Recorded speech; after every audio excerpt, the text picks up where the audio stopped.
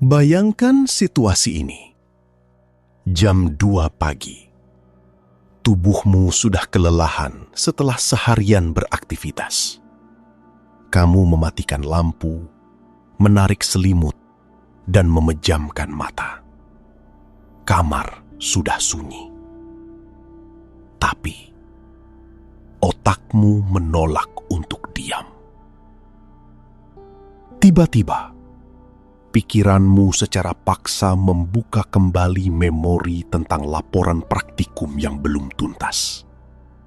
Atau draft penelitian yang baru setengah jalan. Atau mungkin, ingatan tentang episode series favoritmu yang terpotong pas lagi seru-serunya, karena kamu harus pergi. Kamu mencoba tidur, tapi pikiran itu terus berputar seperti kaset kusut. Ini bukan hal mistis. Ini bukan kutukan. Ini adalah sebuah glitch mekanis di dalam biologi kita. Sebuah anomali kognitif di mana otakmu secara literal menolak untuk shutdown. Malam ini, siapin otak lo, turunin ekspektasi lo terhadap realita, karena kita akan terjun bebas ke dalam rabbit hole paling gila, membahas Zeigarnik Effect. Welcome back. Selamat datang kembali di dimensi kita.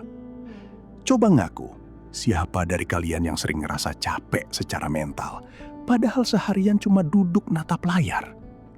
Malam ini kita nggak akan bahas konspirasi receh tentang alien atau elit global. Nggak. Kita bakal ngebedah sesuatu yang jauh lebih dekat, lebih nyata, dan lebih mengerikan. Otak kalian sendiri. Pernah dengar nama Bluma Zeigarnik? Kalau belum, perhatikan baik-baik. Karena nama ini adalah kunci untuk memahami kenapa hidup kalian belakangan ini terasa nggak pernah tenang.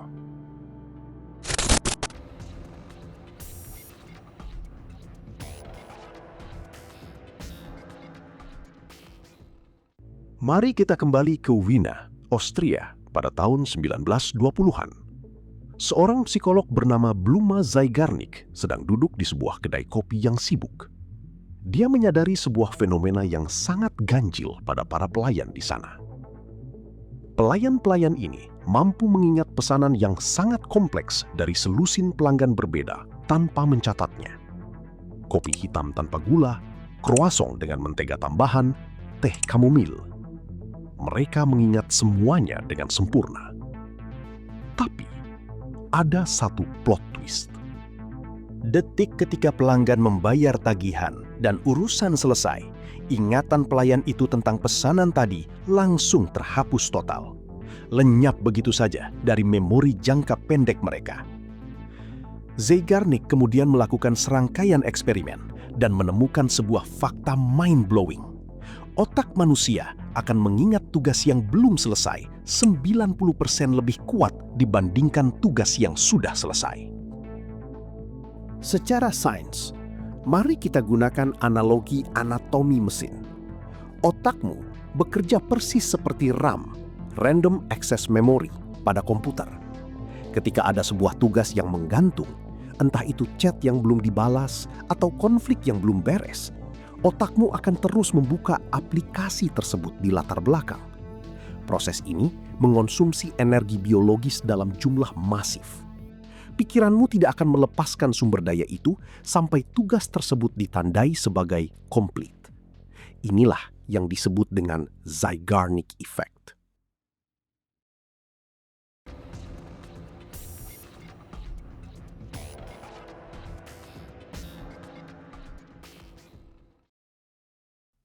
Kalian mungkin mikir, terus kenapa bang?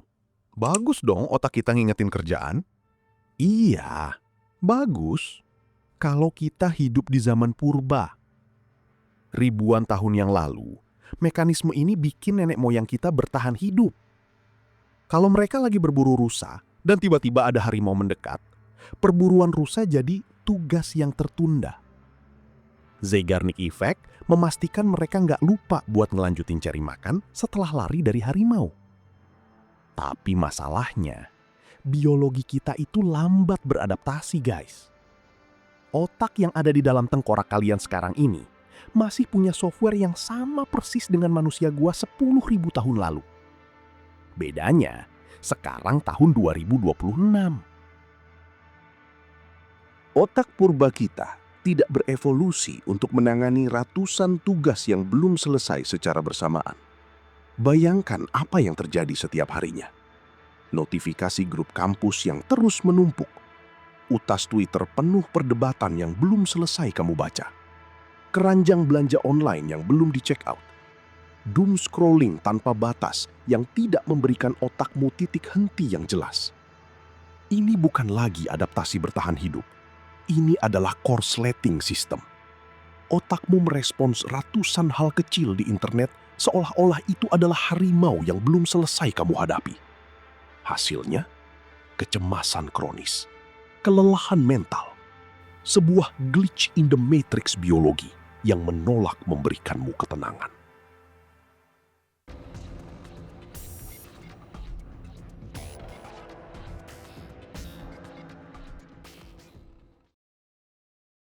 Dan tahukah kamu bagian terburuknya?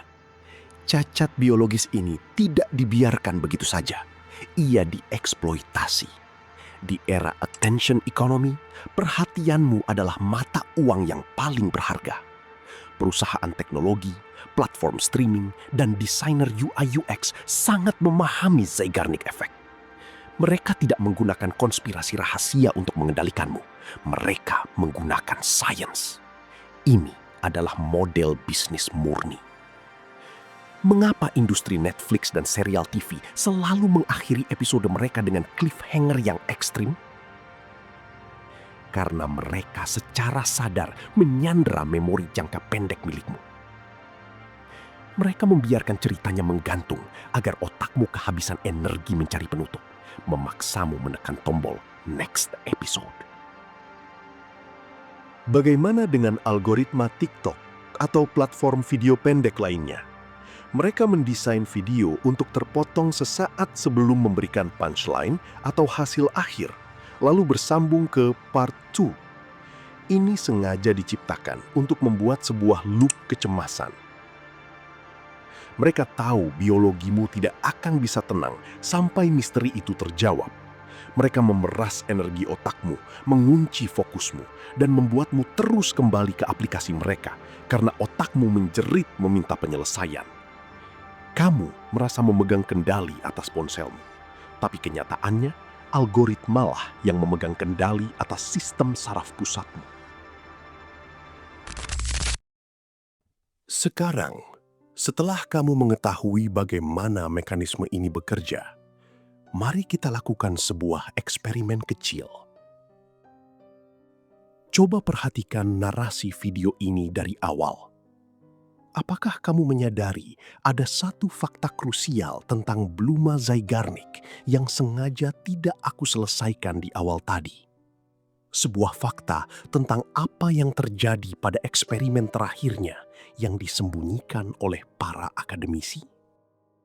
Ya, menonton video ini pun baru saja mengaktifkan Zeigarnik Effect di kepalamu.